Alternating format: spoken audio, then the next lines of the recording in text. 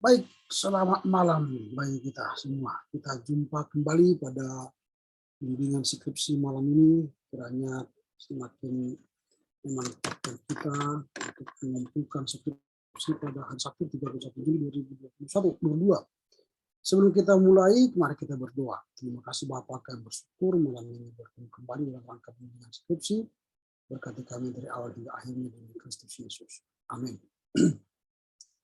Ya, malam ini kita akan membahas skripsi saudara Adrian Putra Barat, dan saya sudah menerima perbaikan bab 1 dan 2 dan bab 3 sampai bab 5. Ini menurut saya keren karena dalam 1 atau 3 hari boleh menyelesaikan 3 bab sekaligus. Itu jenius. Oke, tidak apa-apa, kita akan coba berbincang-bincang soal skripsi saudara Adrian. Apakah Adrian masih bersama saya atau tidak? Iya, Pak. Masih bersama saya. Oke. Senang bertemu karena malam ini bertemu kembali ya.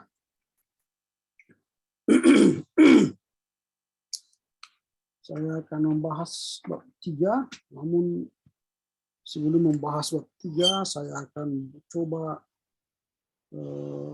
melihat perbaikan bab 2 yang menurut saya ada banyak hal yang dibuang oleh Adrian dari bab 2 ini sehingga kehilangan makna menurut saya ya.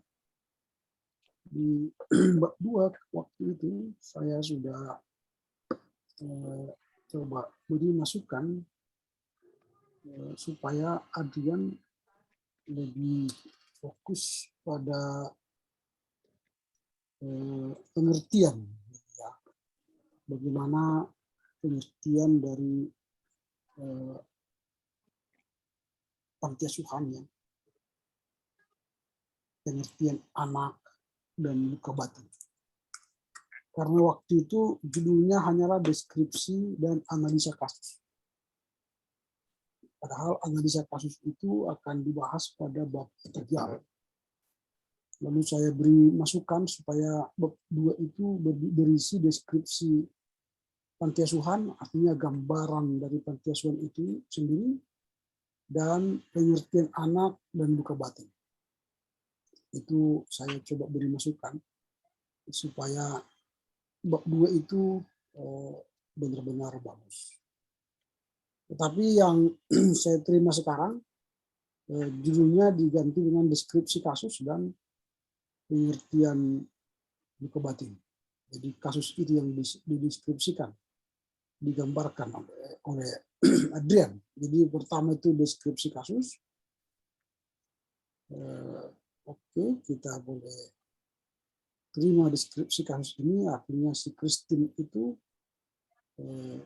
Christine-nya jadi bukan Kritin. Ini ada namanya.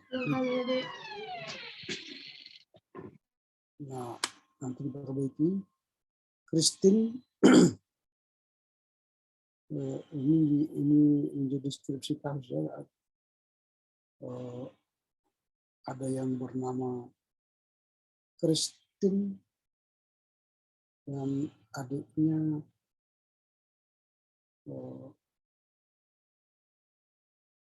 si Jenny ya.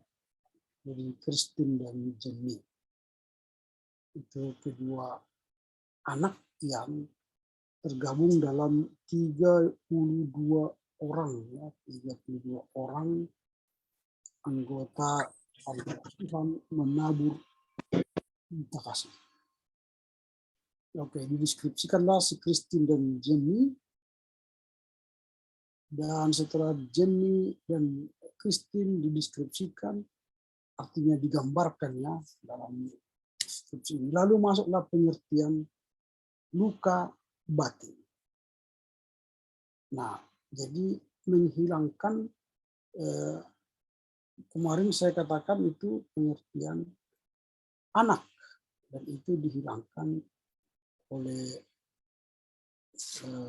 Adrian, yang tidak ada lagi pengertian anak dalam bab 2 ini. Padahal bab 2 ini merupakan kumpulan daripada definisi. Nah, karena judulnya kan pendampingan pastoral kepada anak-anak di panti asuhan. Jadi bab 2 itu sangatlah wajar memberikan pengertian kepada anak. Dulu itu sudah banyak itu pengertian anak dibuat oleh Adrian di bab 2, tapi dibuang habis. Pengertian anak, lalu kemudian pengertian anak dalam perjanjian lama, ya, kemudian dalam perjanjian baru, hak anak, kemudian hak hidup, hak pangan, itu sudah banyak sekali tujuan tinjauan tentang panti asuhan, tapi lebih baik sebenarnya kepada panti asuhan menabur kasih itu digambarkan. Nah, makanya kemarin saya katakan deskripsi panti asuhan baru masuk ke batin. Jadi ada banyak yang dipotong sebelum ini. Sehingga bab 2 ini hanya 12 halaman. Ini hanya luka batin yang dibahas di sini. Nah, ini dalam menulis apa namanya jurnal tidak seperti ini ya. Kemarin sudah saya sampaikan menulis jurnal tidak seperti ini.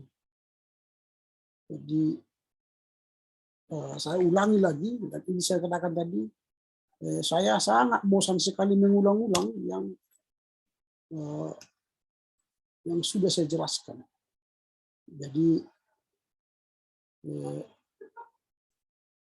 maunya apa namanya diperhatikan, ditonton video-video yang saya upload di grup, supaya jangan saya menghabiskan energi hanya untuk teknis.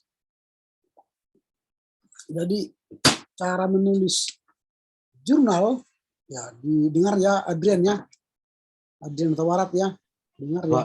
Iya Pak, ya didengar. Saya nanti ke depan juga makin mantap ini ya. Tiki Jo Harjowono. Jadi buatlah di sini tanda petik ya. Ini tidak perlu pakai garis miring, huruf miring. Ini tak usah huruf miring, huruf biasa. Ini tapi tanda petik 2, tanda petik 2. Baru dalam ini Veritas, ini nama jurnalnya. Jurnalnya berkaitan dengan Jurnal Teologi dan Pelayanan Oktober 2005. Inilah yang perlu garis miring. Jadi ini tidak perlu lagi ditulis dalam, langsung koma.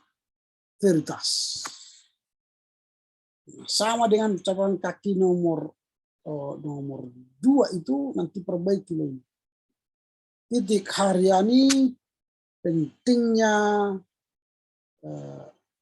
inner healing dalam gereja, jurnal antusias, titik 2, di antusias STT Torsina. Oh, nanti ikuti nomor 1 ini contoh.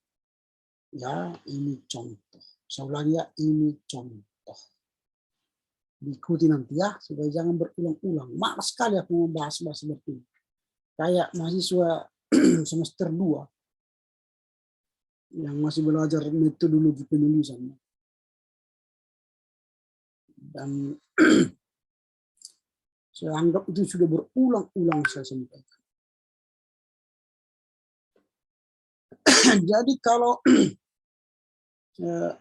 menulis ini 2 Samuel, ini kan 2 Samuel ya yang kau kutip dari kitab ya.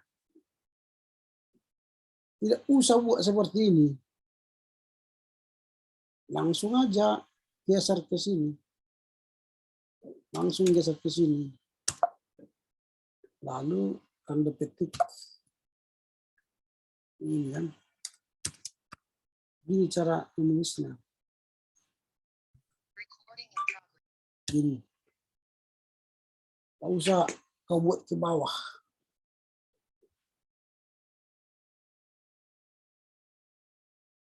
Ini juga diperbaiki nanti. Cara menulis dari apa? Dari jurnal.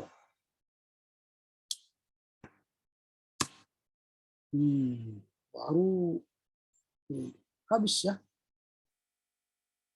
Ya, ini diperbaiki nanti.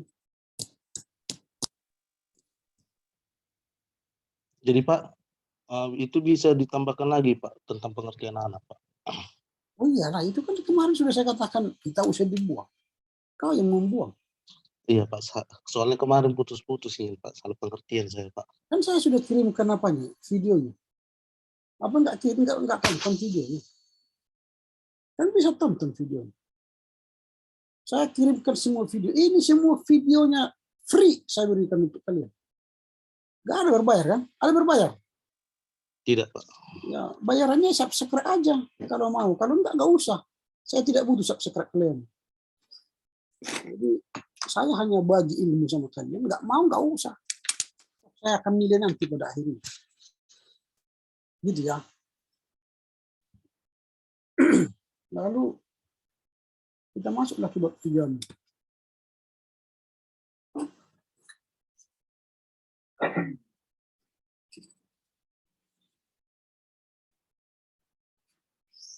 Saya kasihan lihat kalian yang tidak serius. Bluetooth mode. Dikasih waktu, dikasih pembelajaran nggak ngerti. Yang ada rekamannya. Dulu kami nggak ada rekaman-rekaman, sehingga bisa mengulang-ulang perbincangan dengan dosen. Hanya untuk merekam dosen berbicara dalam bimbingan pun ketakutan kita. Ini saya kasih rekamannya, tidak hanya rekaman, semua lengkap dengan videonya pun kalian tak menghargai. Ya kan, nggak ada yang menghargai. Dan tidak mendengar apa yang saya sampaikan di rekaman itu. Seolah-olah karena you tidak masuk dalam video itu, tidak mau nonton. Sehingga Anda merasa harus ada you di sana, baru nonton. Gitu. Ini waktunya udah mepet, tanggal 31 harus kumpul. Tapi saudara bisa cepat selesai 3 bab dalam 3 hari.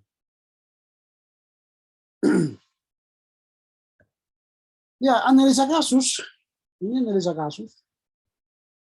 Ya. Jadi analisa kasus itu berarti kan yang kau analisa kasus siapa? Kasus Christine Pak.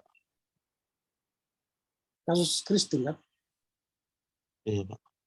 Ya.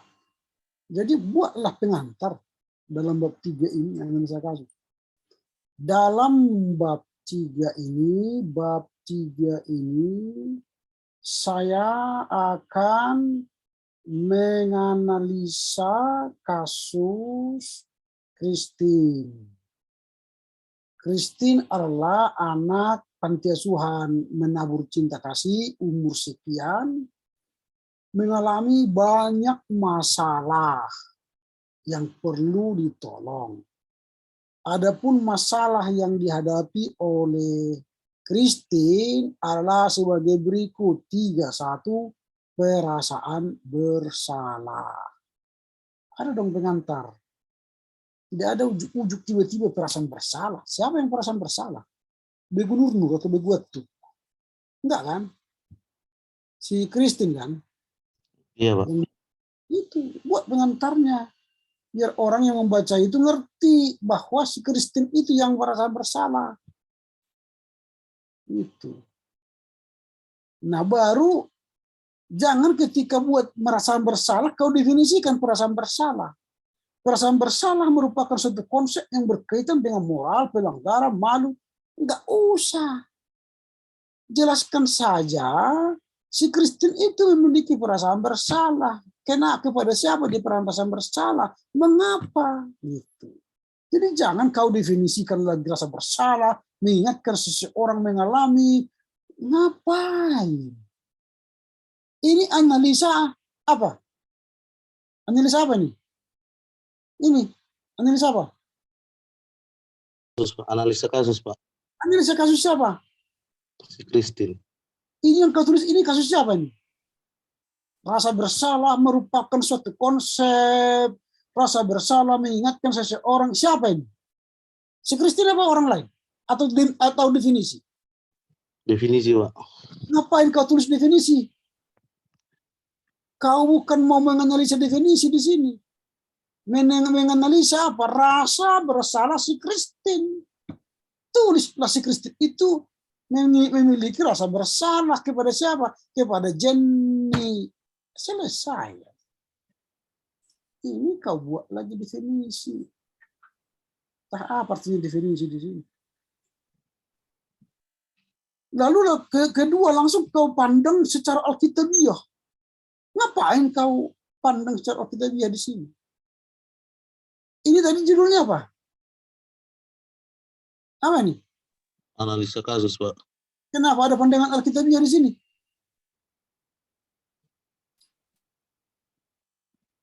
Gak nyambung ini. Pandangan alkitabiah tentang perasaan bersalah. Ini nanti baru setelah bahas di bab 4. Interpretasi.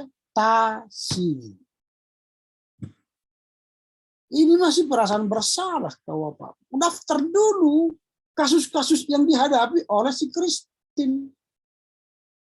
1, perasaan bersalah. 2, apa lagi? Ini perjanjian lama, perjanjian baru, ngapain ini? Faktor-faktor perasaan bersalah, bentuk-bentuk, ngapain? Dampak fisik, dampak apa lagi? Dampak rohani. Ngapain dibahas ini? Nggak ada hubungannya dengan apa dinamika fisik, dinamika ekonomi, dinamika apa lagi? Dinamika sosial, apa lagi? Kesimpulan analisa. Nomor 2-nya apa? Analisa kasusnya. Nomor 2. Adrian. Kok hanya 1? 3 apa? Selain perasaan bersalah, apa lagi yang dialami siapa? Si Christine. Kekurangan makna orang tua, Pak. Tulis di sini. Kekurangan makna orang tua. Apa lagi? Itu aja, Pak. Masa 2? Penelitianmu masa 2 saja yang kau temukan dari si Christine. Berarti nggak pernah jumpa dong dengan si Christine. Berapa kali jumpa dengan Christine? Udah 7 kali, Pak. 7 kali? Iya, Pak. Wow, 7 kali langsung selesai skripsi. Keren sekali. Wah, hancur minat. Maka pantasan kamu hanya dapat 2. Perasaan bersalah dan kekurangan perhatian orang tua. Haleluya, haleluya, haleluya. Tahulah saya, minum saya. Luar biasa ini. Bab 3 hanya analisa kasusnya 2 saja, tapi ditampilkan 1.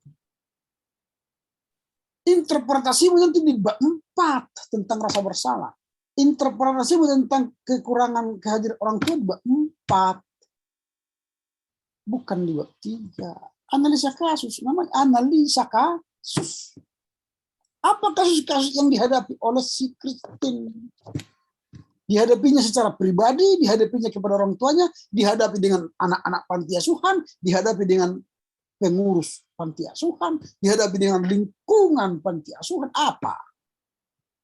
Apa yang dihadapinya? Dengan anak-anak, dengan orang tua, dengan pengurus panti asuhan, dengan lingkungan apa yang dihadapinya? Kasusnya apa? Apa, Pak? Masalah dalam keluarga, Pak, yang orang tuanya menikah kembali. Ya, Terus, itu tadi yang kau bilang. iya, Pak. Terus kekurangan makna orang tua, kekurangan kasih sayang dari orang tua, serta pendidikan dari orang tua, Pak.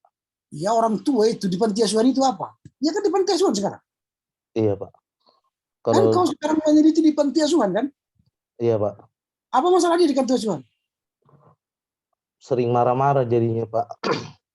Dengan Sering siapa? marah-marah sama adiknya, Pak. Terus dengan apa lagi kasusnya lagi? Terus sering diam, Pak, gitu aja ya, Pak. Itu tulislah di sini. Kasus-kasus yang ditemukan di panti asuhan itu. Ini Saya nggak ada tulis kan? saya tulisnya di aksi pastoral, Pak. Kenapa kau buat Salah aksi ya, Pak? pastoral? Sebelum belum ada masalah kau buat aksi pastoral. Aneh itu. Nggak mungkin kau buat aksi pastoral tidak ada masalahnya. Kau kasih buat mencret tapi dia tidak mencret. Nggak mungkin dong. Kau kasih buat jantung dia bukan sakit jantung. Kau kasih aksi pastoral dia tidak punya kasus. Aneh bin ajaib.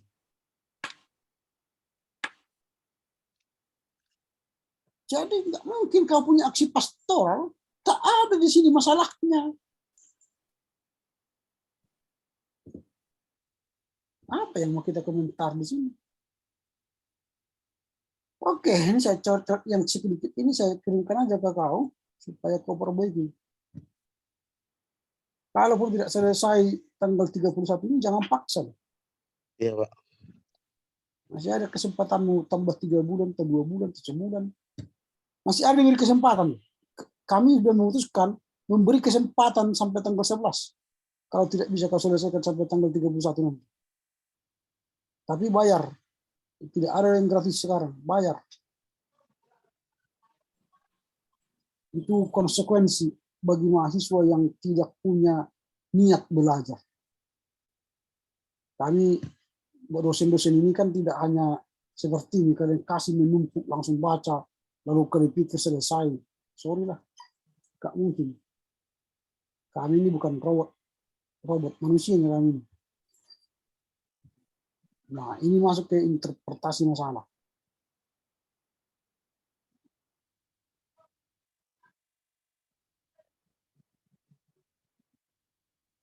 Kau munculkan setelah mau kumpul ini. Selama ini nggak muncul-muncul.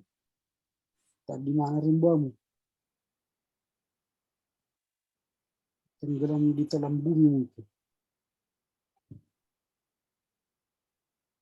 Seharusnya sudah pada apa namanya semester akhir makin rajin lah.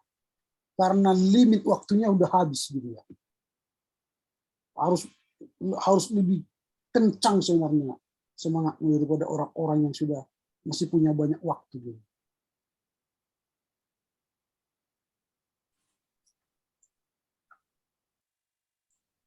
Ya, jangan kau bilang nanti dosen-dosen ini killer ini dicam ini. Yang kejam bukan dosen, kalian yang kejam. Memaksa dosen membaca skripsi dalam tempo sesingkat-singkatnya berbak-bak gitu kan.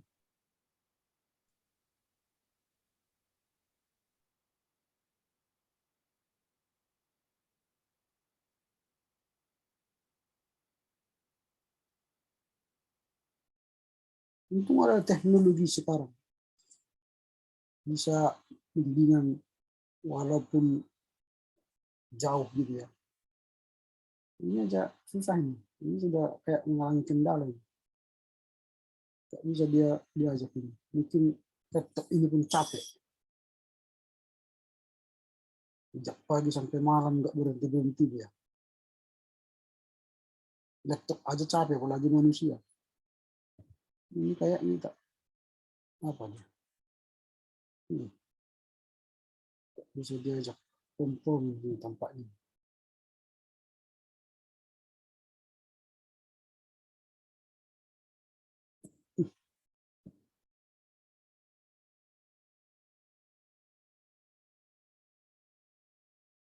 Wah,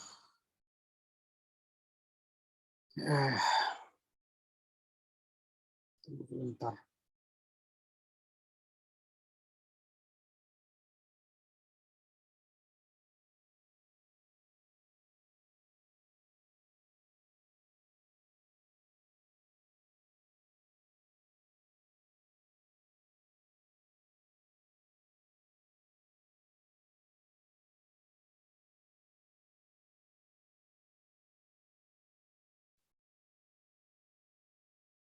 Oke, kita masuk ke bab 4, interpretasi masalah.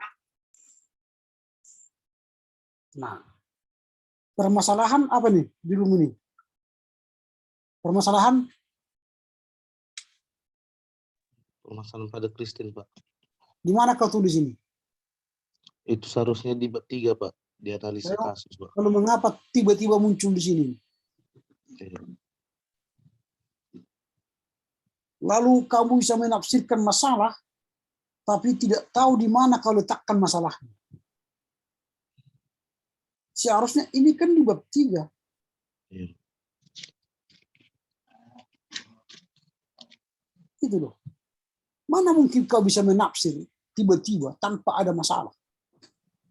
Sebutkanlah di masalahmu, analisa kasusmu di bab 3, bahwa Kristen memiliki masalah terhadap orang tuanya.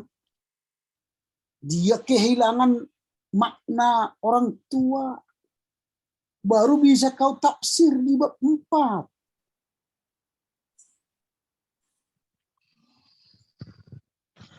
Nah, lalu ketika kau membahas tafsiran makna orang tua bagi anak, kamu bukan berkhotbah.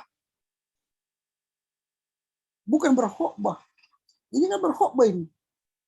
Makna orang tua terhadap anak merupakan pendidikan dasar yang tidak dapat diwal. Dalam Amsal 22:6 dikatakan, didiklah orang muda menurut jalan yang patut baginya. Maka pada masa tuanya ia akan menyimpang dari jalan itu. Ini khotbah. Tetapi bagaimana secara pastoral counseling? Ini kan kamu bidang pastoral ya. Seseorang yang mengalami permasalahan dengan orang tua dibimbing, diarahkan secara pastoral counseling. Itu yang harusnya di sini. Namanya pun kau tafsir. Bagaimana seharusnya sikap yang diambil oleh Kristen ketika menghadapi keluarga atau orang tua yang tidak peduli dengan. Apakah dia harus sabar? Apakah dia harus memberikan aksi melawan orang tua? Atau dia diam, tidak mau peduli dengan orang tua, dan sebagainya. Lalu dari segi tafsiranmu bagaimana? Sikap yang tidak peduli itu berdasarkan aksi pastoral tidak bagus, dia seharusnya terbuka, bla bla bla, bli bli bli bli. Ya kaulah yang tahu aksi pastoral. Itu. Ini kau bahas tugas orang tua adalah definisi-definisi lagi. Orang yang menempati janji mereka, ini definisi-definisi. Nah, masalah dalam keluarga, orang tua menikah kembali.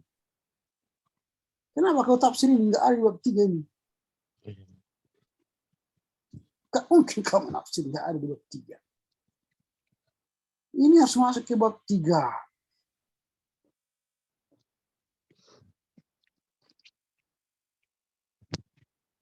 Nah, orang tua menikah kembali. Nah, bagaimana tafsiramu kalau orang tua menikah kembali? Apakah orang tua yang menikah kembali akan meningkatkan spiritualitas anak? Akan meningkatkan cinta anak kepada orang tuanya? Akan meningkatkan mutu kualitas iman anak? Akan meningkatkan semangat anak belajar? Atau sebaliknya? Tafsiranmu begitu. Jangan membuat seolah-olah definisi lagi. Ini definisi kan. Keluarga merupakan bagian yang tidak terpisahkan dari kehidupan. Santro. Kalau buat seperti ini namanya catatan perut. Catatan perut. Kita ini bukan catatan perut, tapi catatan apa? Catatan kaki. Kalau seperti ini, kami langsung mengetahui kamu menjiplak atau mengcopy paste dari internet atau dari buku. Ketahuan. Karena apa? Karena mahasiswa yang menulis tidak tahu membedakan mana catatan perut, mana catatan kaki.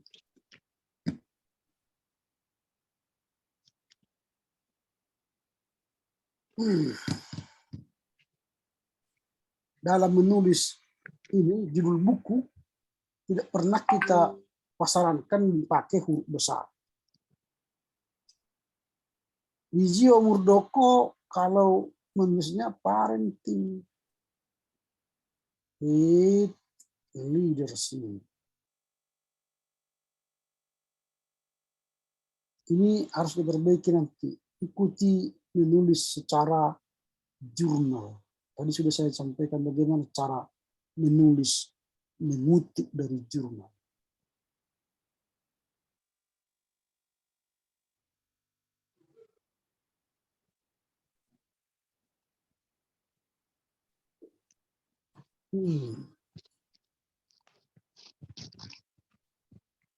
Jadi memang akhirnya ya pastoral counseling ini hanya mengutip apa buku orang, tapi tidak pernah mengatakan dari apa yang dirinya. Ini perbaiki nanti dari jurnal ya.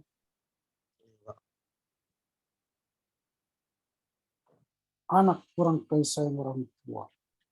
Masuk ke lagi tiga ini.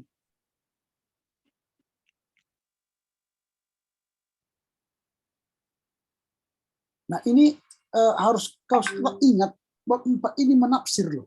Menafsir artinya tahu menafsirkan. Iya, Pak. Kasusnya adalah anak kurang kasih sayang orang tua. Tafsirlah itu. Jika seorang anak kurang kasih dari orang tua, biasanya anak itu akan cari perhatian di masyarakat, baik di sekolah, baik di rumah, baik di halaman, di mana-mana dia cari perhatian. Karena apa? Dia tidak punya perhatian kasih sayang dari orang tuanya. Lalu anak seperti itu harus dibagaimanakan secara pastoral counseling. Orang-orang pastoral counseling harus melakukan bla bla bla bla bla. Itu. Jadi di sini apa ini? Gak ada ini kan. Khotbah ini. Kita ulangan enak ayat 7 untuk mengajar berulang-ulang, membicarakan firman Allah. Apabila kamu duduk, ini bukan pastoral counseling. Ini namanya kamu berkhotbah. Philip Ingram bukunya Effective Parenting, Effective Development menyatakan ada 2 kebenaran yang diketahui. Ya. Menafsir itu ya bagaimana kau tafsir kasusnya, lalu bagaimana solusimu secara pastoral counseling. Apa yang harus kau sampaikan jika anak-anak itu ini kan mengalami kekurangan kasih sayang orang tua. Dalam pendekatan pastoral bagaimana mengatasi? Nah, supaya kamu nanti nyambung ke aksi pastoral. Biasanya interpretasi dan aksi pastoral itu satu bab. Ini kau buka lagi bab 5 aksi pastoral. Lalu bab 6 nanti kesimpulan. Dalam penulisan skripsi kita nggak ada bab 6. Bab 5 itu sudah kesimpulan. Tapi kau entah dari siapa berguru buat bab 6, bab 5 aksi pastoral. Nah, seharusnya setelah ini nanti, setelah interpretasi masalah, masuk aksi pastoral. Bisa tebak gitu. Ini lagi kau buka lagi satu mengawali paragraf, kau buka lagi berkhotbah ini. Harapan yang tertunda menyedihkan hati, tetapi keinginan terpenuhi adalah pohon kehidupan. Amsal 13 ayat 2. Saudara-saudara yang terkasih, itulah kalimatnya. Kau buka sini, saudara-saudara yang terkasih. Khotbah ini. Saudara-saudara yang terkasih, jemaat firman Tuhan hari ini, itu aja. Ini bukan khotbah, Andrian. Ini tafsir, interpretasi kasus. Nah, didikan dalam keluarga. Ini juga masukkan nanti 3 kasusnya. Bahwa si Kristen itu tidak mendapatkan didikan dari keluarga. Lalu 4 tafsirlah. Anak-anak yang tidak mendapat didikan dari orang keluarga atau orang tua, maka anak-anak itu akan liar. Karakternya tidak bagus, tidak punya sopan santun, tidak punya disiplin, tidak punya kemampuan apa. Dia akan menjadi orang yang liar. Itu tafsirmu kan? Kau tafsir seperti itu. Lalu bagaimana aksi pastoral nanti? Nanti setelah ini, bagaimana aksi pastoral mengatasi anak-anak yang seperti itu? Kau tafsirlah kalau anak-anak itu tidak dididik orang tuanya. Sedangkan dididik pun liar dia. Dididik. Apalagi tidak dididik. Nah, ini kau buat apa yang lain. Ini tidak kau bahas si Jenny di sini. Yang kau bahas pemikiran para ahli di sini. Menurut Alkitab. Ya, taulah. Aku ini bukan ahli pastoral, tapi ya begitulah kemampuan mengapa mengertinya ya, Adrian. Iya, Pak. Kamu kan akan dibimbing oleh ahli. Perasaan bersalah karena meninggalkan adik kandung. Tadi ini sudah kau bahas di sana, di atas perasaan bersalah. Jangan 2 kali lagi. Kau ulang-ulang ini. Nah, jadi apa lagi nih kau buat interpretasi masalah? Masalah dengan diri sendiri. Ya, oke, bisa saja. Tapi kau masalah, kalau kau buat masalah diri sendiri, yang kau bahas itu si Christine ya. Kasus dia Christine, dia mengalami masalah. Jadi selama saya bertemu dengan Christine 7 kali bertemu, dia selalu mengalami masalah dengan diri sendiri. Menurut saya, masalah dengan diri sendiri itu akan mengakibatkan kecacatan mental atau kecacatan pikiran, macam-macam. Kau tafsirlah keadaan dia itu. Bagaimana akibat kalau dia masalah dengan diri sendiri? Jangan lagi kau bahas pemikiran-pemikiran ahli-ahli ini, nggak tahu kita ini. Christine juga merasakan hal tersebut. Masalah dengan adiknya. Apa lagi? Alat ukur. Alat ukur luka batin. Apa alat ukurnya kau buat? Kuesioner, Pak. Enggak. Ada kuesioner membuat alat ukur bersalah luka batin. Gak mungkin dengan kau beri kuesioner langsung kau tahu rasa bersalahnya si Christine. Ada alatnya itu.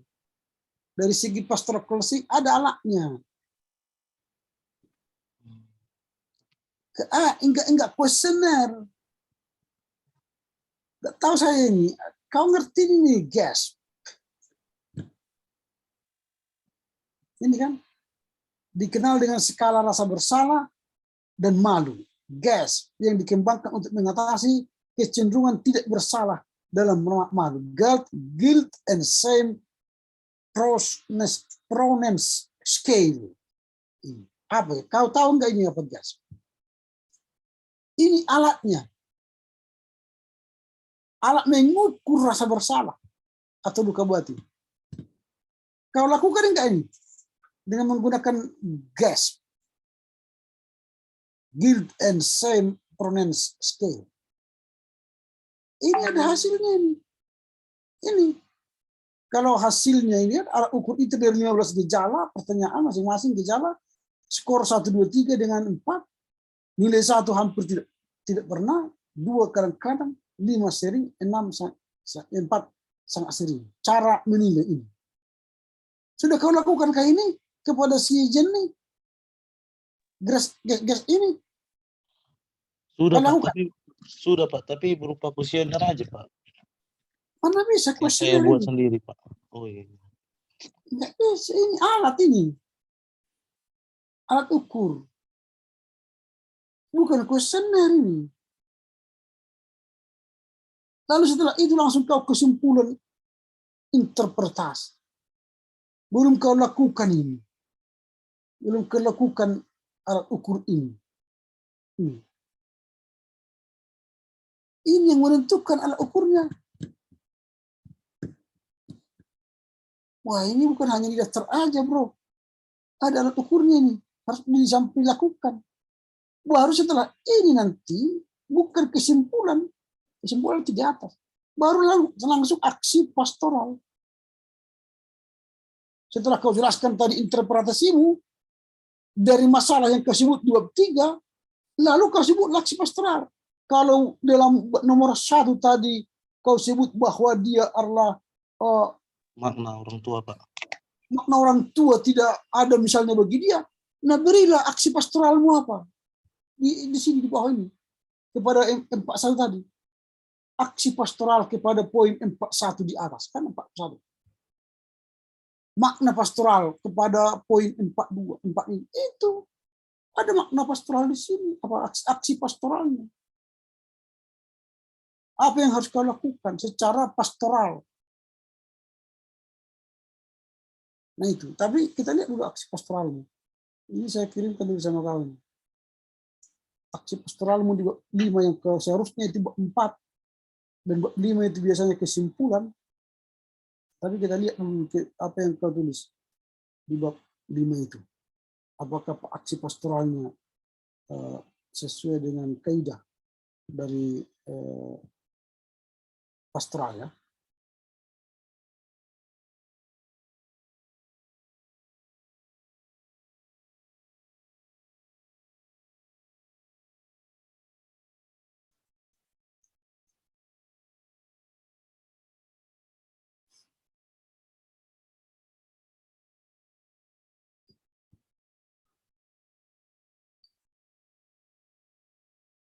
Nah ini,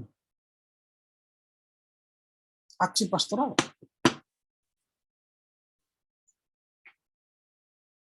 Nah ini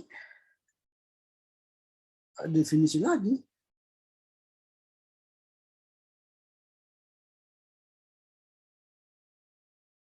Kan definisi lagi.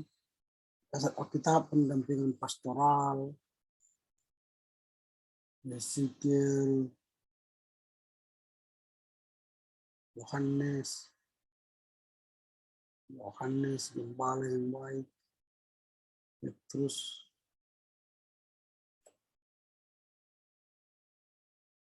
tujuan aksi pastoral, apa lagi nih? Fungsi pendampingan pastoral. Ya sama, memang semua ahli-ahli pastoral seperti ini semua. Entah berapapun nanti berapa ratus skripsi pun gini aja terus. Apanya, aksi pastoralnya. Langkah-langkah aksi pastoral pasti nanti ini. Membuka jalur komunikasi, berdoa, kan diajak itu saja. Membuka jalur komunikasi, apalagi nih, menampung masalah, apalagi apa ini, sharing, merumuskan masalah, apalagi membantu mengatasi masalah, sama semua. Upaya yang dilakukan untuk menolong Kristen, memperluas pemahaman teologis. Pemahaman teologis mana yang harus diperluas? Mengarahkan Kristen untuk berdoa dan berharap kepada Tuhan, sama semua. Entah sakit perut, entah sakit mata, ini semua nanti solusi aksi pastoralnya. Luka batin, luka apa namanya, luka hati, luka mata, luka perut, semua nanti ini berdoa, berharap kepada Tuhan. Udah tahu kita jawabannya semua. Ini apa lagi? Yesus sumber kesembuhan. Skripsi orang lain pun dibaca sama itu, mengarahkan Kristus untuk menerima pengampunan dari Tuhan. Coba nanti buka skripsi 10 tahun atau 30 tahun yang lalu, ini semua sama ini. Membimbing Kristen untuk mengampuni orang tua. Ini hanya mengganti si Kristen aja ini. Hanya kita membaca skripsi pastoral ini tidak menantang gitu loh. Begitu aja. Sama ini.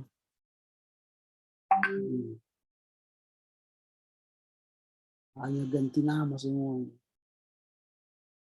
Aksi pastoralnya. Mengampuni, berdoa, rajin komunikasi, rajin berdoa.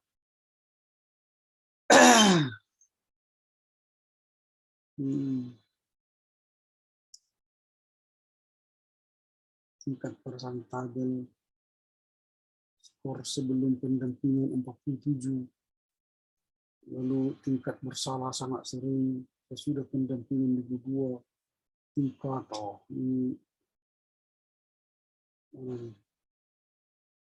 memang nanti kalau bim saladinnya nanti abang aksi pastoral itu bim saladin 7 kali dijumpai langsung gembira, langsung sembuh gitu. Mudah-mudahan setelah 7 kali orang pastoral counseling ini ke rumah sakit, orang yang di rumah sakit itu langsung pulang gitu. Sembuh.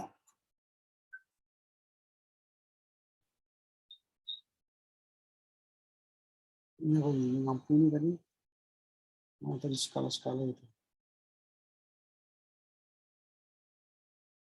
Berdoa, mengajak, ya. Pertemuan tanggal 11 April, ketiga, kelima, ketiga, keempat, kelima, keenam, ketujuh, wah langsung punya hasil nanti. Bim Salabim, wah, dari menutup diri sudah mulai mau menyapa adanya perubahan. 7 kali. Bim Salabim, tidak bersemangat, sudah mulai keinginan untuk mencerita. Ini semua Bim Salabim.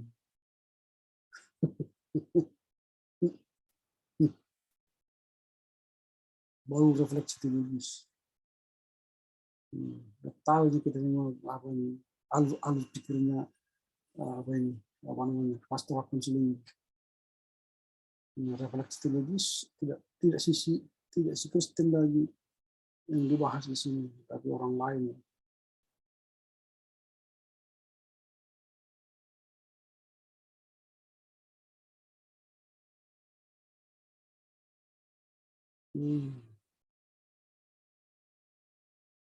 Jadi mana aksi pastoralnya untuk setiap poin yang kau sebut di bab yang tadi? Ketika si Kristen tidak punya merasa bersalah, ketika si Kristen menghadapi apa namanya tadi, orang tua yang apa tidak dididik, tidak apa, mana aksi pastoralnya? Pastoralnya kan semua berdoa kan, menjalin komunikasi gitu. Tidak ada kan aksi pastoralnya kepada yang kau sebut di bab 3 tadi. Iya Pak, salah Pak. Tidak ada, karena ya sama, entah siapapun nanti dibuat semua seperti itu caranya. Ya, udah tahu kita, saya sudah paham sekali orang-orang yang apa namanya pastoral ini sama seperti ini. Hanya ganti nama ini, ganti nama, ganti kasus, kalimatnya sama, susunannya sama, semua. Lalu kalau kita tegur nanti kita perbaiki seperti udah begitu Pak katanya, udah begitu. Udah begitu ya udah, up to you lah. Silakan aja lah, kumpulkan nanti tanggal 31 kan. Orang tua menikah kembali katanya. Tapi di sini aksi pastoralnya nggak ada. Di manalah aksi pastoral orang tua menikah kembali? Nggak ada. Sehingga tidak nyambung antara apa namanya interpretasi masalah, apa namanya analisa kasus, interpretasi masalah, aksi pastoralnya nggak nyambung. Anak kurang kasih sayang orang tua, aksi pastoralnya berdoa, kan? Jalin komunikasi, mengampuni. Itu nanti semua aksi pastoralnya. Baru disebut lagi di sini nanti masalah didikan dalam keluarga. Aksi pastoralnya berdoa, jalin komunikasi, apa namanya, mengampuni. Itu membuka jalin komunikasi. Entah apapun masalahnya, penyakitnya, tetap berdoa. Kayak itu, kayak makanan, apapun makanannya, minumannya apa? Teh, sosro. Apapun masalah yang dihadapi di pastoral ini, aksinya berdoa, buka komunikasi, mengampuni. Itu asik. Sering, nah itu. Itu aja, nggak ada. Terus pemahaman teologis. Mengarahkan berdoa, berpengharapan kepada Tuhan. Ini sudah paku mati mungkin semuanya. Apapun masalah pastoral ini, inilah aksi pastoralnya. Ini ada yang deskripsi kakakmu ya, abang-abangmu. Semua nanti. Ini semua ini muncul. Saya udah paham ini. Semua ini muncul. Ya, saya tidak banyak komentar lah. Kalau ini mau kau kerjakan, nggak apa-apa. Tapi kalau tidak kau bahas pun aksi pastoral dari masalah yang kau sebut, diinterpretasi masalahmu, dan dinasihatmu, terserah. Toh nanti tamak juga nih kau kan. Itu. Tapi yang malu siapa? Kamu aja. Paling nanti siapa ada si pembimbingnya katanya. Sibuk saya. Oke, juga 4 ini tidak saya banyak baca bicara, tidak saya komentari karena saya komentari pun nanti tidak ada gunanya kecuali kau mau berubah gitu. Kau berubah setiap interpretasi masalah yang kau lakukan di 4 cari aksi pastoralnya. Bukan berdoa saja. Bukan mengampuni saja. Bukan buka komunikasi saja. Bukan yang ini. Tapi cari aksi pastoral sesuai dengan kasus-kasus yang kau temukan. Baru save skripsimu. Tapi kalau mau standar skripsimu, ini aja cukup. Karena pasti kau katakan, sudah begitu Pak. Dari doping 1 pasti kau bilang nanti kan. Sebelum saya sampaikan, kau katakan itu lebih baik saya sampaikan aja. Ya, silakan aja. Oke, ada komentar dari Adrian. Jadi Pak, masalah aksi pastoral ini sesuai dengan item-item yang ada di analisa kasus yang saya buat gitu ya Pak? Oh iyalah. Masing-masing. Oh iyalah. Kau punya masalah. Masalahmu apa? Sakit perut. Aksi sakit perut apa? Pergilah kau ambil cabai, lalu potong-potong, berilah sambal, kasihlah kepada orang. Kan beda itu. Persoalannya sakit perut, dikasih asam-asam, dikasih cabai. Enggak nyambung dong. Itulah ini yang kalian buat ini. Semua orang-orang pastoral seperti ini. Ya saya tidak mau menyangkal bahwa doa semua menyelesaikan masalah. Tapi enggak tepat dong. Kau sebut di sana hubungan orang tua. Tidak dididik. Begini. Merasa bersalah. Ujung-ujungnya penyelesaiannya apa? Berdoa. Mengampuni. Jadi ngapain kau nulis skripsi? Capek kau mencari-cari masalah itu. Kalau hanya berdoa hanya jawabannya, tak usah kau nulis skripsi. Capek kau mencari masalah si Kristen itu. Kalau toh hasilnya berdoalah, ampunilah, bukalah komunikasi, bukalah wawasan teologi. Ya, kalau saya udah paham. Lalu kalau saya basic, udah Pak, kata doping 1 begini sih dari sononya. Kalau sudah sebegitu dari sononya, udahlah, terserah dulu lah. Bawalah ke sini supaya setengah tangani, supaya tamat. Kan itu aja yang saya bilang nanti. Fotokopi lah itu kan ke kampus. Itu aja saya bilang. Gitu loh Adriannya. Jadi bab 4, bab 5 gabung aja. Interpretasi dan aksi pastoral. 4.1 interpretasi, 4.2 nanti aksi pastoral. Selesai. Baru kesimpulan. Kesimpulan saya katakan bukan summary, bukan ringkasan. Tetapi apa yang kau sebut di bab 1, pertanyaan penelitianmu, jawablah secara singkat di dalam kesimpulan. Itu. Jadi nanti dalam PRB kamu kalau bisa kau kejar ini sampai hari Jumat atau Sabtu, ya bisa kumpul, ya buatlah sampai kesimpulan dan padukan semuanya menjadi satu file supaya kita kejar ini selesai. Kalau mau segera tamat, tapi kalau mau tambah lagi waktu ya terserah. Kalau nggak bisa kejar lagi ya, itu tambah 1 bulan lagi sampai tanggal 11 Agustus nanti. Tapi resikonya harus bayar. Ya, itu tidak ada apa harus bayar. Oke, itu Adrian. Ada pertanyaan? Sudah Pak, situ aja Pak. Oke, baik ya. Terima kasih. Ini kepada siapa lagi? Si Oki ya? Iya Pak. Oke. Ini semua sudah satu dokumen ini ya? Sudah selesai semuanya? Iya Pak, file yang terakhir saya kirim Pak. Yang terakhir itu yang? Iya Pak. Oke, bentar saya download.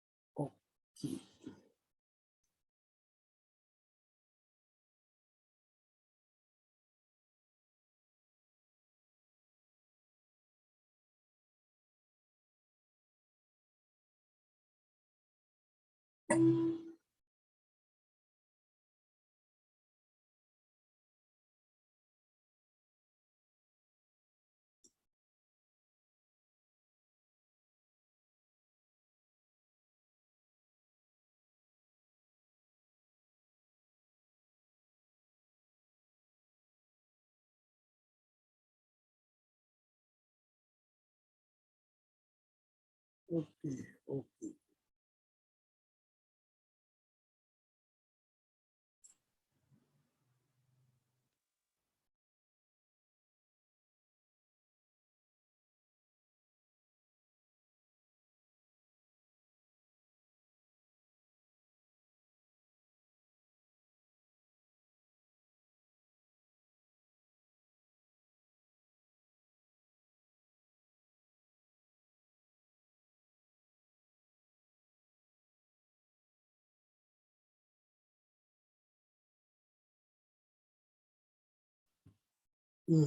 Yang tua sebagai pembalap.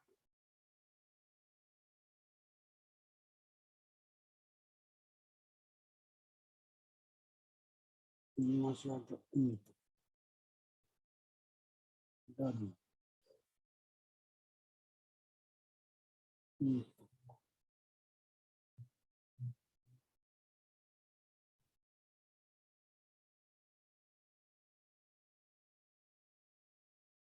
ini ke bawah, ini program ini ke bawah ya.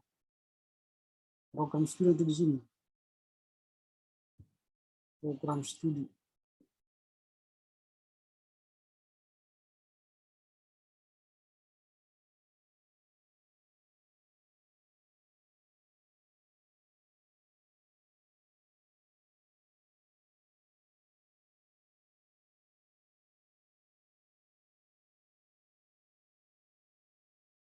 Ini nanti di bold.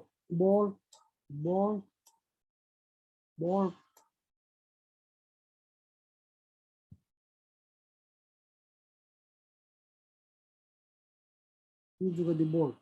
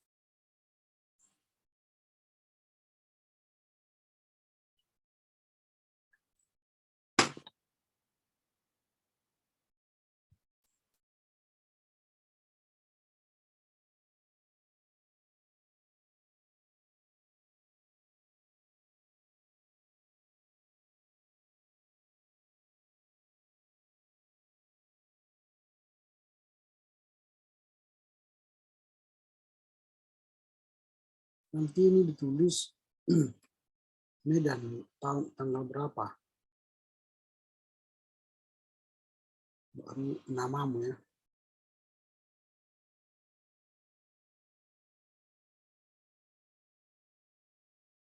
Ini daftar isinya sudah yang otomatis ini ya.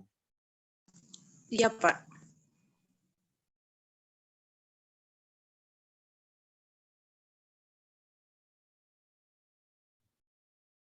Jadi bukan abstraksi, tapi abstrak.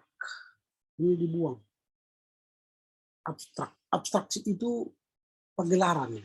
Abstrak itu inti, pati dari sebuah tulisan. Lalu cara menulis abstrak di paragraf pertama ini isinya why. Mengapa menulis? Mengapa Oki menulis Penatua dan Gembala? Apa alasannya? Mengapa? Why? Itu saja di alinea pertama. Jadi ini kan saya sangat tertarik menulis Penatua sebagai Gembala karena terkadang Penatua tidak mengetahui apa yang dia kerjakan, tidak tahu melakukan tugas pelayanan sesuai dengan tata gereja, bla bla bla bla, sehingga terjadi persoalan-persoalan yang dihadapi tengah-tengah jemaat. Dengan demikian saya tertarik menulis untuk mendalami Penatua sebagai Gembala. Nah, itu why. Itu satu paragraf. Lalu alinea kedua ini adalah metodologi. Untuk menyelesaikan persoalan mengapa Penatua itu tidak bermakna, tidak mengerjakan tugas-tugasnya, saya melakukan penelitian secara akademis dengan menggunakan metodologi penelitian kualitatif atau kuantitatif. Pilih. Kalau kualitatif berarti saya mengumpulkan data dengan cara wawancara. Kalau dia kualitatif saya mengumpulkan data dengan cara angket.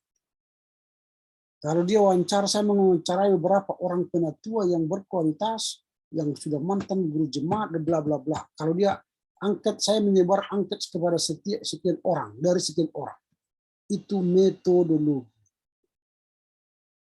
Lalu alinea ketiga ini adalah result, hasil. Penelitian yang saya lakukan itu, hasil dari penelitian yang saya lakukan ini adalah Penatua sebagai Gembala terjadi jika bla bla bla bla.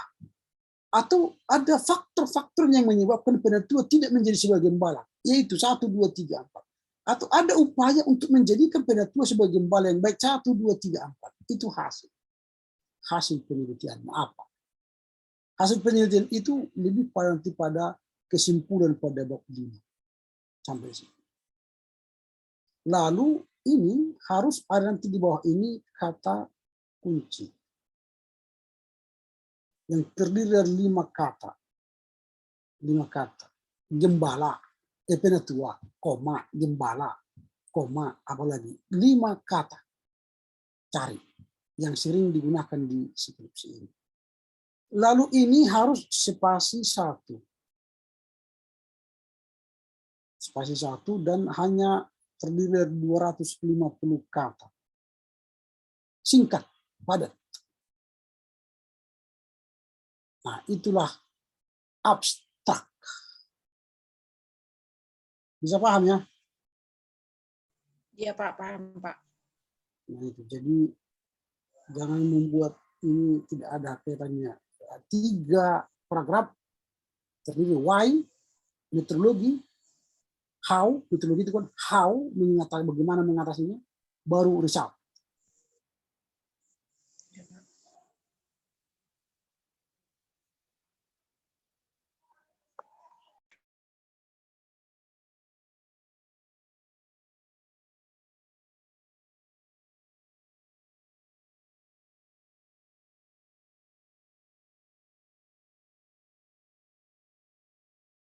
Oke.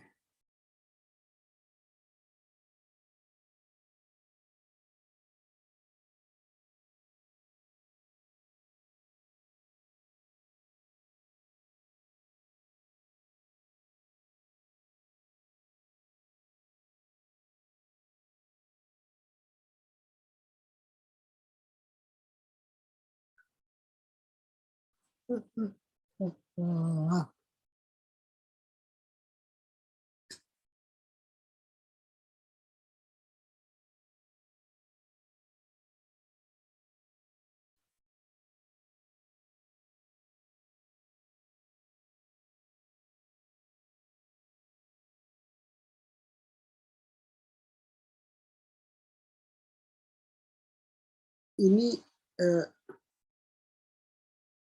harus kau buat nanti tanda petik.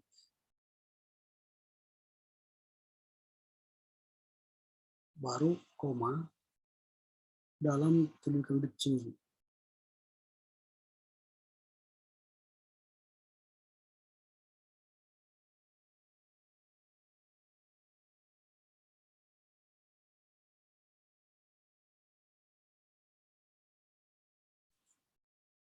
kalau ada seperti ini, ada warna biru, maka nanti ini secara apa ini, kau tarik aja. Nah, itu kelebihan spasi. Ya, Pak. Hapus saja, supaya dia tidak ada.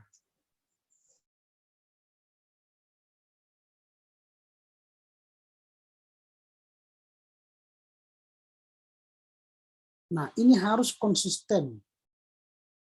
Apakah kau gunakan satu angka Romawi atau satu angka Arab? Kalau kau gunakan satu Romawi seperti semua, nanti yang lain harus angka Romawi. Tapi kalau kau gunakan angka Arab ini, semua harus angka Arab. Nah, jadi harus konsisten.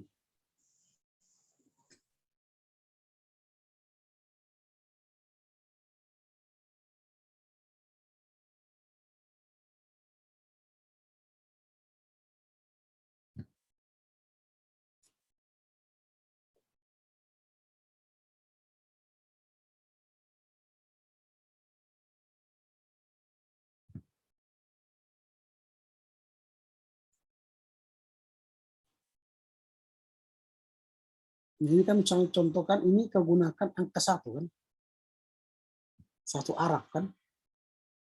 Tadi di sana kau buat satu Romawi. Nah, jadi harus kau pilih mana nanti angkanya. Harus konsisten ke semua. Di mana kau gunakan seperti itu harus sama. Nah, ini kan sudah kau gunakan satu biasa kan, satu Arab kan.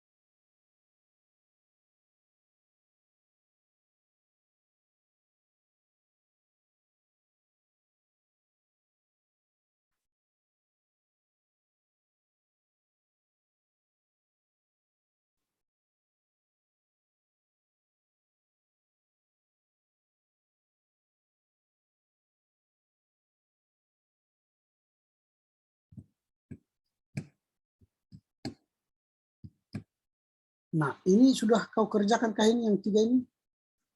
Rumusan masalah ini? Sudah, Pak. Di bab 3, bab 4 sudah ya. Mengapa terjadi degradasi, apa faktor-faktor, lalu bagaimana solusinya.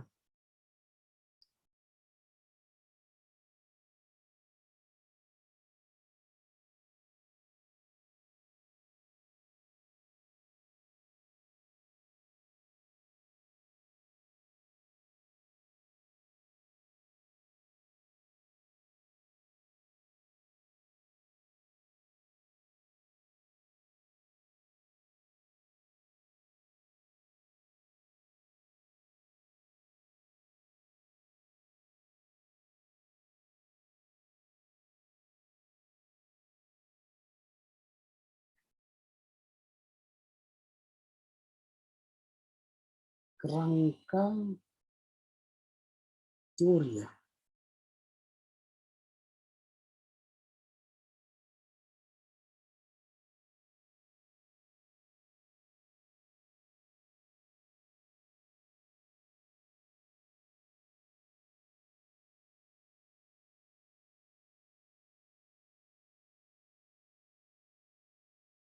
Ini J.D. Douglas ini editor.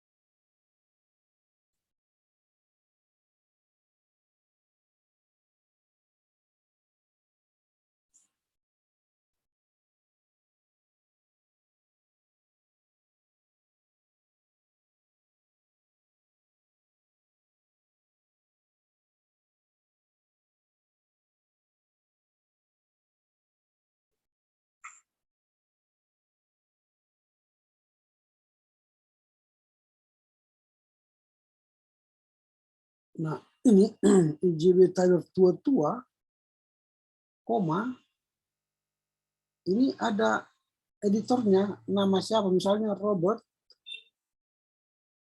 editor. Nanti cari itu siapa namanya. JB Taylor itu kan penulis artikelnya, tapi editornya nanti dari buku itu ada.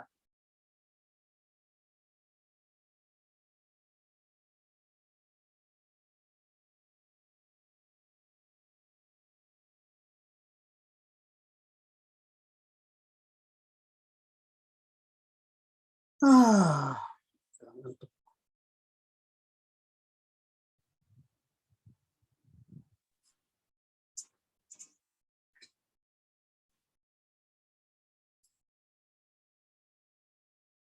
Nah, ini juga ringgas modul pembinaan sentuh GPS. Pasti nanti di sini ada nama tim yang menyusun. Cari nanti ya siapa nama tim itu. Jadi sih harus nama orang, tidak boleh dia departemen pembinaan, tapi dia harus nama orang. Pasti ada nama timnya nanti. Lihatlah nanti di buku itu. Kalau misalnya ya pasti ada nama tim. Nggak mungkin tidak ada nama tim. Ya. Ya, Pak.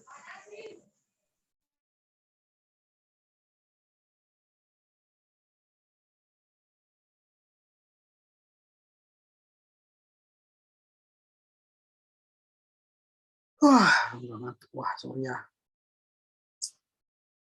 Tadi sampai lama di kampus tadi juga. Tadi pagi juga sudah bimbingan.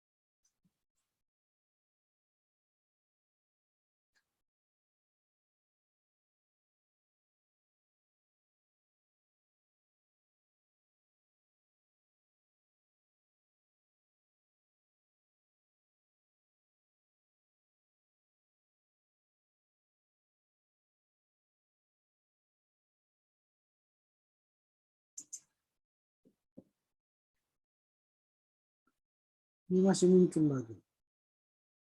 Usah.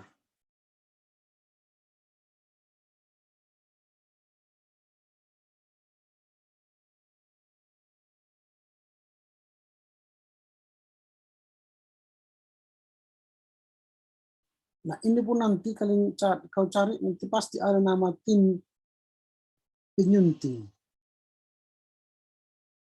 Nanti ada penyuntingnya itu.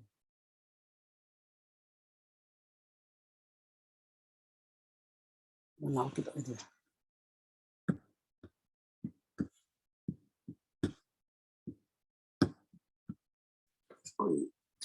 Oh, bukan. Oh, dipakai yang lainnya. Nanti carilah di penyunting itu nanti ada apa namanya itu. Saya lihat di mana saya letakkan.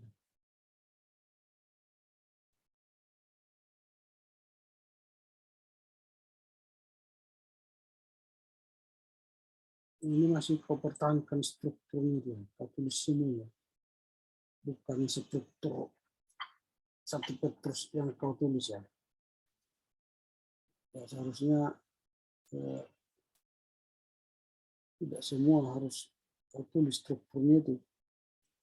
Capek membahas itu ya. Karena nggak ada gunanya kau tulis struktur itu, toh tidak ada kaitannya dengan penatua sebagai gembala. Tapi kalau misalnya kau urai struktur daripada 1 Petrus 5 ayat 1 sampai 4, ya nggak apa-apa. Tapi kalau ini kau urai terus ngapain? Nggak ada hubungannya dengan gembala ini. menghabiskan waktu dan kertas ini. Karena ini tugas pembimbing. Nah, ini juga dulu sudah saya coret-coret ini karena nggak ada gunanya, tidak ada mendukung dari tugasmu mencari data tentang penetua sebagai gembala. Ini menambah kertas kayak sampah, kau simpan sampah di rumahmu yang tidak ada gunanya dengan hidupmu. Sampah itu kan biasanya dibuang ke tong sampah. Karena ini tidak ada gunanya. Kau bahas tema-tema kitab 1 Petrus. Sampah ini spam. Metode eksegese, hitus historis kritis. Ini juga, ini harus konsisten ya. Kalau sudah pakai BPK, tidak usah pakai ini. Penghubung. Biasanya pakai penghubung kalau kalian pakai BPK GM, maka butuhlah penghubung ini. Tapi kalau sudah pakai BPK Gunung Mulia, ini tidak perlu penghubung.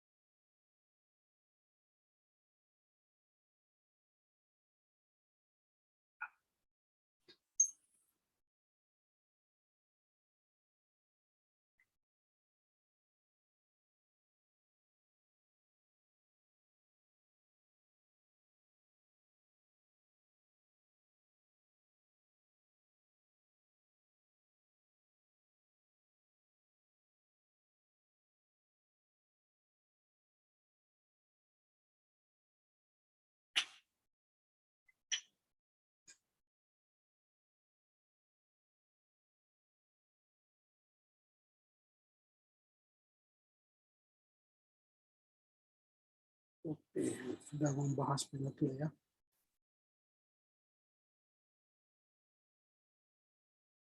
Bentuk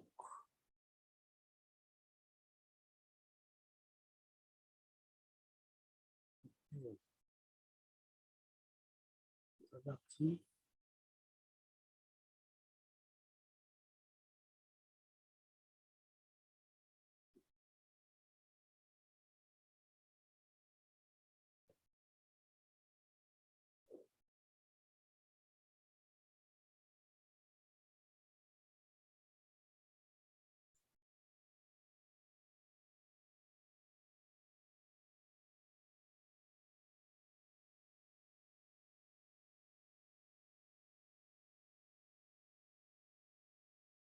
Nah, lebih baik tadi struktur yang di atas itu kau masukkan ke sini. Tanpa membahas struktur yang banyak-banyak itu, tapi struktur dari 1 Petrus itu. 1 Petrus 5 itu. Di sini kau bahas. Bagaimana struktur apa namanya daripada 1 Petrus 5 1 sampai 4 itu. Di sini kau bahas di sini. Di atas tak usah lagi kau buat struktur.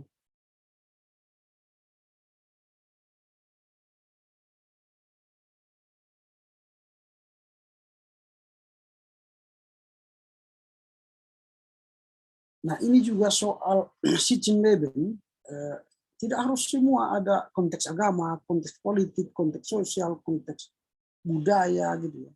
Tapi di mana dia dibahas? Ada dibahas soal penetua dan gembala. Dalam konteks agama mungkin dibahas, oke. Tapi kalau dalam konteks ekonomi tidak dibahas, ngapain dipaksa? Kalau konteks politik misalnya, penetua gembala, apakah pernah dibahas secara politik? Dijauhi dulu penetua sebagai gembala, saya pikir enggak ada. Tak usah dipaksa. Secara ekonomi misalnya, kalau dia sebagai imam, apakah dia akan menjadi kaya? Kalau tidak imam akan menjadi miskin. Yang saya tahu yang menjadi imam menjadi miskin. Lalu mengapa harus ditonjolkan secara ekonomi penetua itu? Kalau konteks secara sosial mungkin dihormati orang. Ya, tapi ya terserah nanti lah. Supaya jangan latah saja mengambil konteks ini, tapi tidak punya kaitannya dengan penatua dan gembala. Konteks politik misalnya. Ini tidak ada kaitannya dengan penatua dan gembala kan. Jadi ngapain kita paksakan dia masuk? Tapi tidak ada kaitannya dengan skripsi kita. Ditulislah yang memang punya hubungan dengan skripsi kita.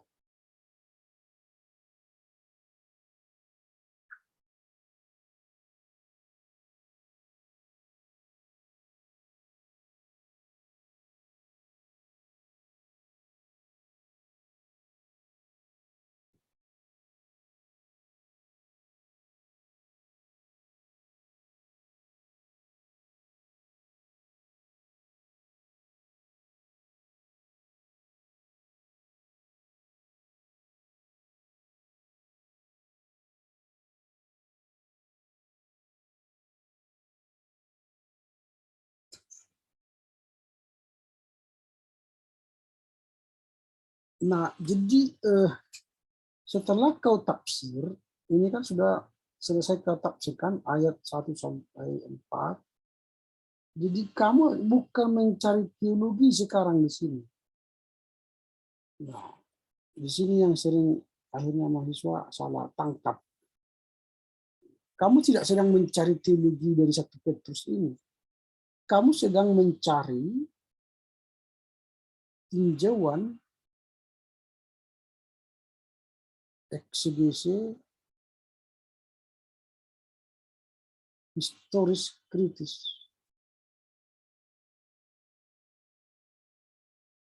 Historis kritis tentang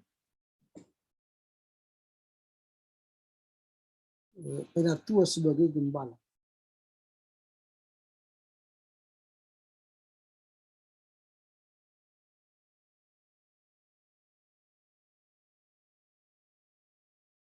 Ini yang hendak kau cari. Jadi bukan teologinya. Setelah kamu nafsir bla bla bla bla bla bla, lalu apa teologinya? Tapi ini tidak ada skopusnya kau taruhnya. Seharusnya kan langkah ke-9 kan itu harusnya skopus. Ini langsung teologi. Di mana skopus? Ada di bawahnya, Pak. Oh ini. Dalam langkah ini tidak ada membahas teologi 1 Petrus dalam langkah historis kritis. Yang habis menafsir, setelah habis menafsir, langsung skopus. Langsung ke sini. Jadi ini turunkan ke bawah ini. Yang ini. Ini. Ini turunkan ke bawah ini. Nah, jadi skopus ini di bawah. Ini di nomor 9. 39.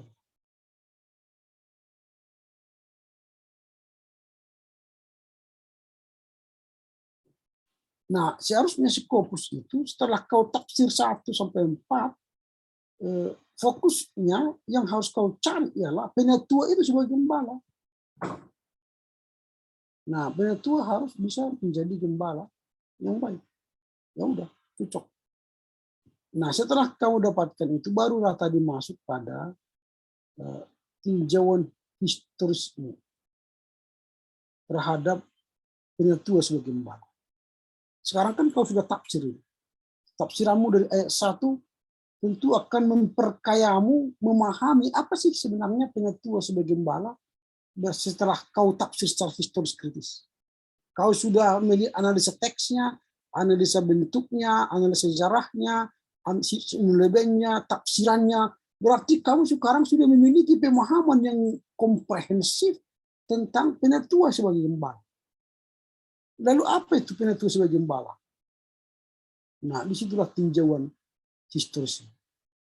Nah, 1, penatua itu harus menjadi gembala yang baik. 2, penatua harus bla bla bla. 3, harus bla bla bla. 4, itu. Nah, kalau bisa langsung uraikan juga di sini misalnya faktor-faktor yang menyebabkan penatua apa itu di di rumusan masalahmu itu. Itu Sehingga, buat Pak. nah oke, nggak apa-apa. Nah, kalau sudah itu apanya? Keras. Oke. Nah itu. Jadi kalau bisa tinjau historismu dari hasil dari tafsiramu tadi. Nah itu. Oke. Berarti sudah selesai dulu ini sampai bab 3. Lalu kita lihat bab 4. Ini refleksi Petrus sebagai gembala bagi pelayan masa kini.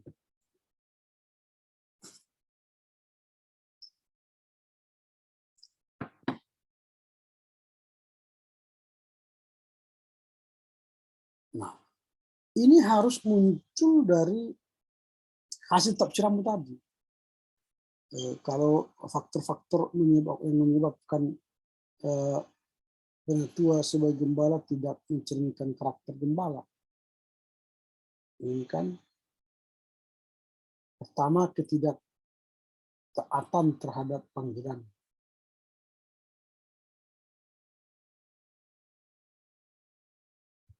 Lalu kedua, pergaulan. Empat, keharmonisan keluarga. Nah, apakah ini juga ada rujukanmu ketika kau tafsir ini yang kau sebut ini ada dalam teks atau dalam tafsiranmu? Kira-kira ada itu?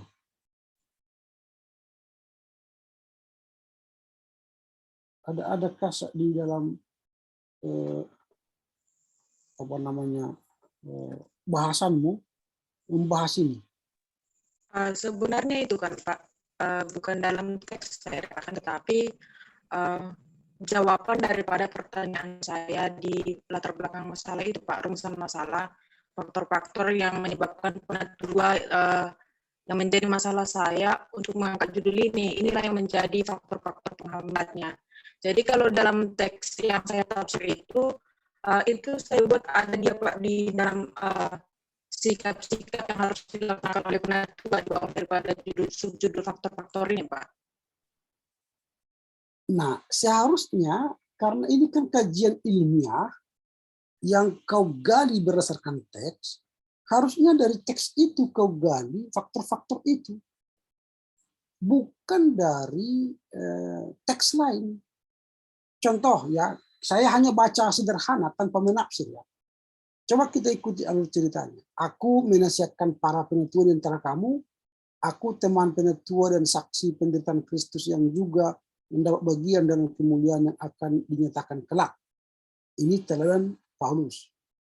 Ayat 2 dia katakan, gembalakanlah kawanan domba Allah yang ada padamu. Janganlah dengan paksa. Jadi kalau di tinjauan historis kritis tadi, di sini, tinjauan historis kritis berarti pertama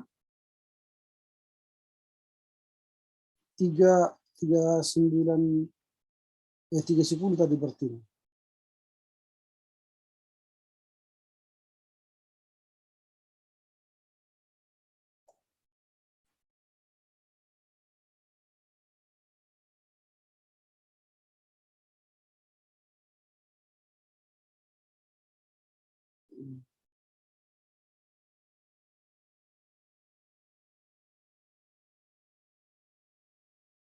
Berarti 3:10.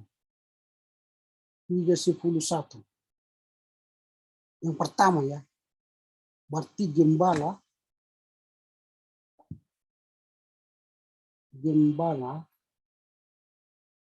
tidak boleh memaksa. Itu di ayat berapa? Ayat yang kedua. Jangan dengan paksa. Itulah tinjauan historis kritismu. Karena kalau sudah tafsir, apa yang tidak boleh memaksa itu kan sudah kau tafsir tadi di ayat 2 itu. Bacalah tafsiranmu. Apa itu tidak memaksa? Gembala itu tidak boleh memaksa. Baru 3:10 2 gembala itu, ya, gembala harus sukarela sesuai dengan kehendak Allah dan jangan karena mau mencari keuntungan. Lalu 3:10 3 gembala jangan mencari keuntungan. Kita kan sedang menulis penelitian dari teks. Jangan ambil sesuatu di luar teks. Nah, ini lagi awal. Jangan kamu membuat seolah-olah memerintah atas mereka. Berarti 3:10 apa namanya? Ini 3:10 3 4 gembala jangan memerintah sesuka-suka hati.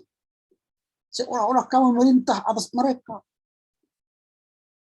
Itu kan dalam teks ini. Saya tidak menafsir loh. Hanya saya baca aja ini adanya.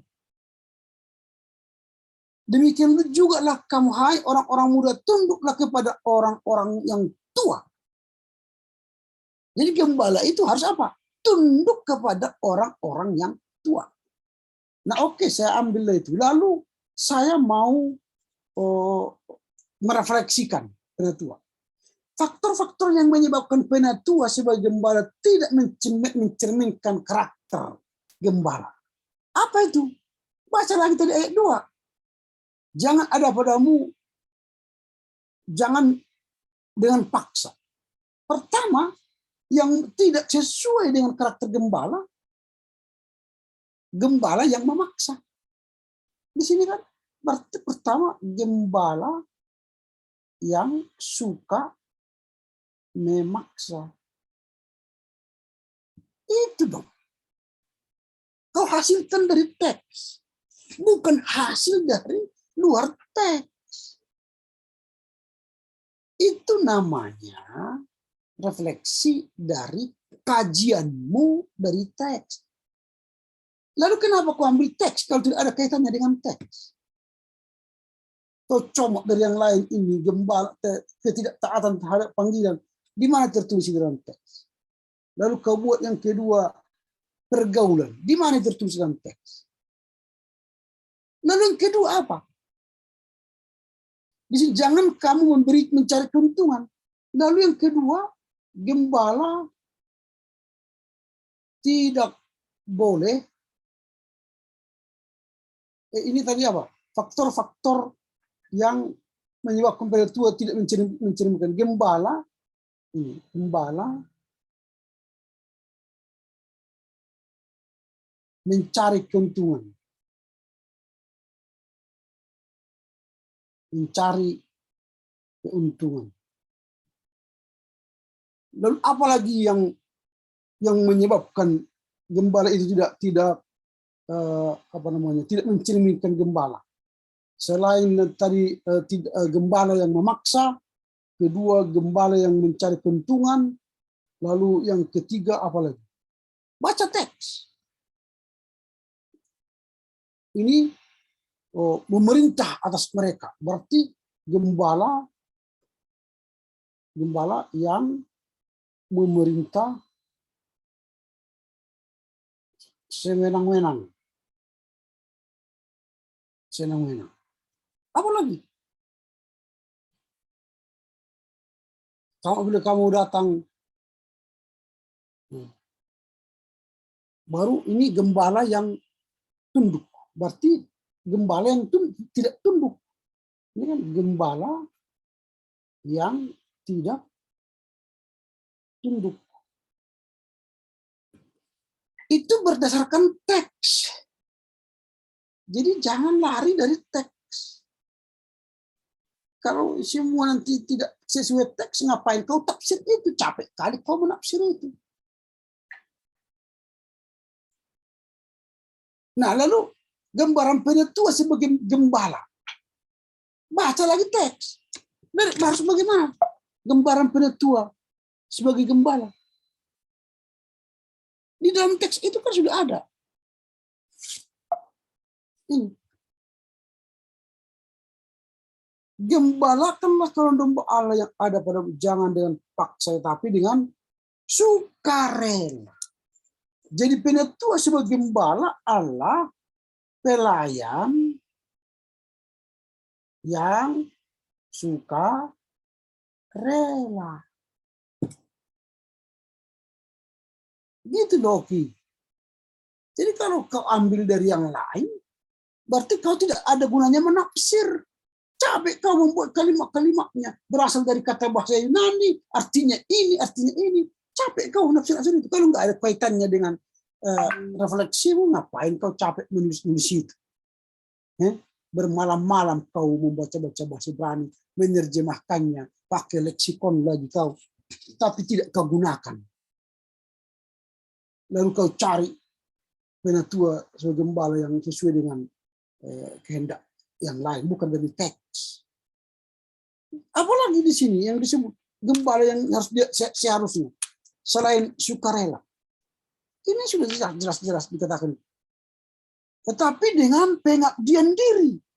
Jadi penatua sebagai gembala itu harus, ini di ayat 2 akhir itu harus dengan pengabdian diri, dengan pengabdian diri. Apalagi? Hendaklah kau menjadi teladan. Jadi sini penatua sebagai gembala harus menjadi apa? Teladan. Saya tidak menafsir, hanya membaca yang ada di sini. Baru apa lagi? Tunduklah, rendahkanlah dirimu. Penatua itu harus apa? Merendahkan diri. Gitu loh. Nah, refleksinya sekarang apa? Berdasarkan ini kepada para penatua dan kepada penatua sekarang. Berefleksi dari teks di atas, dari kajian saya di atas, maka penatua zaman sekarang haruslah ini. Ulangi lagi ini tadi. Haruslah melayani dengan sukarela, haruslah menjadi teladan, haruslah rendah hati. Itulah di sini. Sampai hadis. Nah ini sudah ada di kubu ini. Melayani dengan sukarela. Bukan pemerintah. Nah, ini sudah ada. Inilah pindahkan ke atas. Teladan menjadi kawanan domba. Wah ini sudah ada. Tapi di atas itu harus pegal dari teks. Ini sudah ada.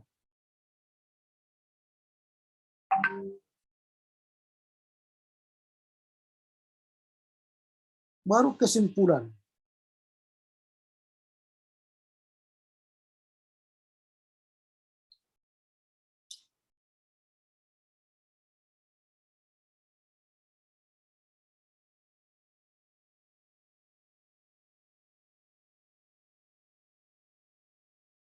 Nah, kesimpulan.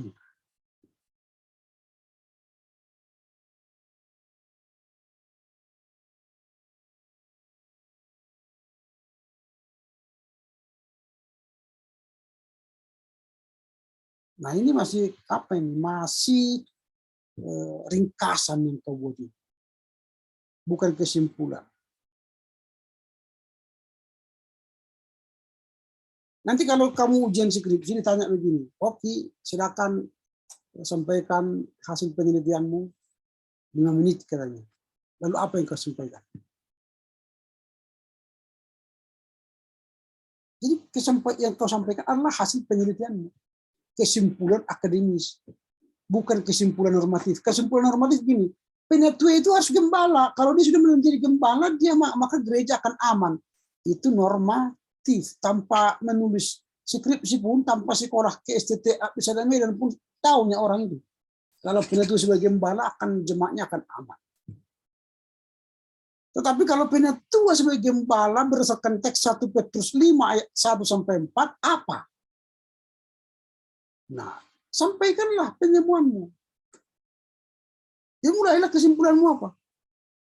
Penatua sebagai gembala dalam konteks 1 Petrus 5:4, Paulus memberi beberapa cara supaya penatua itu menjadi penatua yang baik. Karena penatua yang tidak baik akan merugikan jemaat. Terkadang di dalam pelayanan jemaat, penatua sebagai gembala mengalami banyak faktor yang membuat mereka tidak menjadi gembala yang baik. Apa itu? Itu tadi yang kau sebutkanlah. Faktor-faktor itu. 1, 2, 3, 4. Lalu seharusnya berdasarkan teks 1 Petrus 5:4, penatua yang baik itu haruslah bla bla bla 1, 2, 3. Berefleksi dari pengalaman Petrus dalam 1 Petrus 5:4 pada jemaat atau pada penatua masa kini, maka penatua haruslah 1, 2, 3, 4, 5. Itulah kesimpulan akademis. Kau urai apa yang kau sampaikan secara singkat. Uraian panjangnya nanti orang lihat di bab 3, bab 4. Tapi uraian pendeknya kau sampaikan di kesimpulan. Itulah kesimpulan. Bisa paham? Oke. Paham, Pak.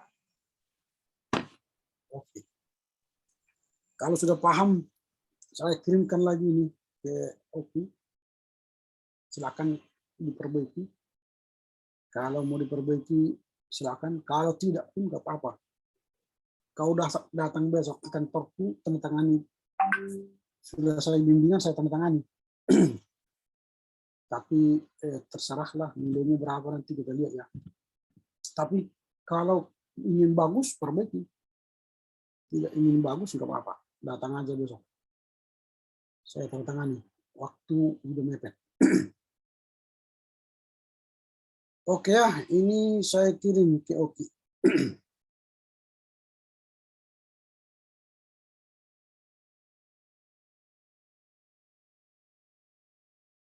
Oke, malam ini sampai di sini dulu karena saya sudah ngantuk. Saya sudah seharian berjuang untuk menyelesaikan tugas-tugas ini ya. Mudah-mudahan besok kita bisa bertemu lagi untuk yang lain ya, yang bisa mengejar selesai hari Sabtu. Hari Sabtu kan kumpul ya. Oke, baik. Saya dengan demikian berakhirlah pertemuan kita malam ini. Semoga Tuhan menolong kalian untuk menyelesaikannya, bisa mengumpulkan tepat waktu dengan hasil yang terbaik.